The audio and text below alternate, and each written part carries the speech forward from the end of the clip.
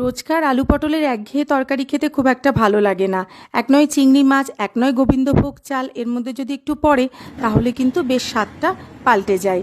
আজকের রেসিপিটা বহুল প্রচলিত এবং সবারই প্রায় জানা, কিন্তু অনেকেই যদি না জেনে থাকেন তাহলে আজকের রেসিপিটা তাদের জন্য।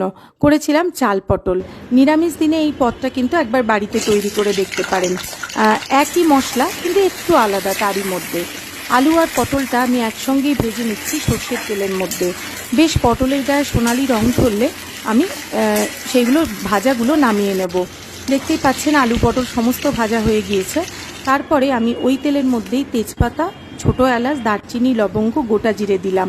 আর এখানে গোবিন্দভোগ চালটা ধুয়ে শুকিয়ে নিয়েছিলাম, তারপর ওর মধ্যে একটুখানি ঘি দিয়ে মাখিয়ে নিলাম।